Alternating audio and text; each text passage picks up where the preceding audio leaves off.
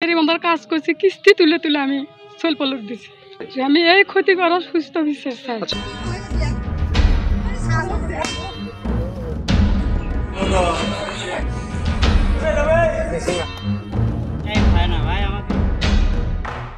আমি 5টার দিকে উঠে দেখি যে পুকুরে সব মাছ মরে একবারে পুকুর সাদা হয়ে আছে।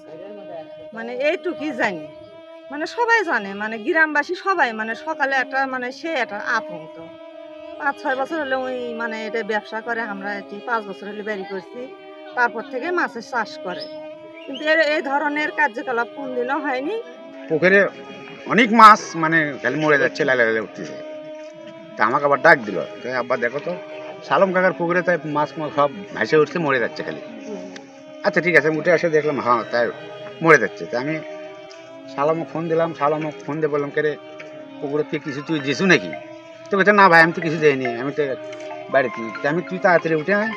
যে গতকালকে সকালে আমাদের এই বাসার একটা মানে গার্জিয়ান আমাকে ফোন দিয়েছে, দেওয়ার পরে বলতেছে এই ঘটনা, তোর পুকুরে সব মাছ মরে উঠছে, তুই কোথায় আছিস আয়।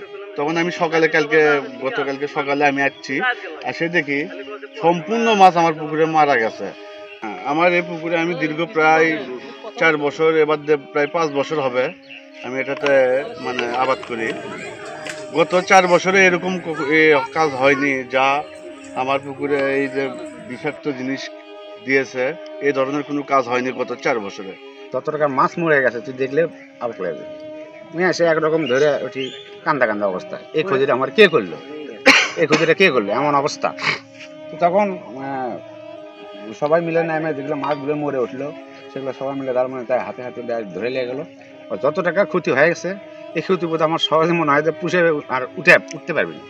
তো এই জায়গার থেকে মাছ টাছ তুললে পাড়া প্রতিবেশী রোগ দিয়ে ধুয়ে খায়। তো এখানে তো মনে করেন যে ভাইয়ের আমার বিশাল একটা ক্ষতি হয়ে গেছে, এটা হিংসামূলক কেউ না কেউ করছে, এর একটা আমরা তদন্ত চাই। আর হচ্ছে কি যে এটা কে করলো না করলো এটা না, আমরা সুস্থ বিচার চাই। কি করছে এটা অন্যায় করছে, কিন্তু এটা একটা সুস্থ ভাবে একটা বিচার একটা এলাকার মানুষ আমরা চাইছি। প্রায় আমার 60,000 টাকার মতন, 60-70,000 টাকার মতন আমি পোনা মাছ ছাড়ছি। যে আপনি বিক্রি করলে কত টাকা পাইতেন? আমি বিক্রি করলে আমি নিম্ন 1.5 লক্ষ টাকা পেতাম। এটাই ভাবতেছি যে ঝগড়ার কারণে এরা ছাড়া দীর্ঘ 4 বছর আমার কেউ এরকম ক্ষতি করেনি, এবার ঝগড়ার পরে এই ক্ষতিটা হয়েছে। আমার একটা বিশ্বাস ওরা ছাড়া এই কাজটা কেউ করেনি। আপনি কি চান এখন? আমি ওদের মানে শাস্তি চাচ্ছি। এই বিষয়ে কোথাও কি অভিযোগ করেছেন? হ্যাঁ, এই বিষয়ে আমি থানায় গতকালকে অভিযোগ করে যাচ্ছি। অভিযোগে কি কারো নাম উল্লেখ করছেন? হ্যাঁ, অভিযোগের নাম উল্লেখ করছি। একটু নামগুলো একটু বলেন। 1 নম্বরে অভিযোগ ফিজু, পিতা জুনাব আলী। 2 নম্বরে হচ্ছে মনে করেন যে সোহেল, পিতা আব্দুল হাই। 3 নম্বরে মেহেদি, পিতা পলেন, পূর্বপাড়া। আর ইন্দাদুল পিতার নাম মহিদুল, বাড়ি পশ্চিমপাড়া। আচ্ছা, তাদের সাথে আপনার মানে পূর্বে কি নিয়ে ঝামেলা হয়েছিল? পূর্বে মানে কি হুন্ডে, মানে ওর হুন্ডে একটু আমার হুন্ডে সাইড হয়ে মানে বাজাবাজি হয়েছে, হওয়ার পর থেকে এটা নিয়ে অনেক বিষয়ে অনেক বড় ধরনের আকার ইঙ্গিতে ওরা চলে গেছিলো। যাওয়ার পরে আমি আমার এলাকার ছেলে পেলে জনগণলে আমি ওদের প্রতি একটু করেছিলাম, তারপর থেকে ওরা আমার এগুলো ক্ষতি করার চিন্তা ভাবনা নিয়েছে এবং করতেছে।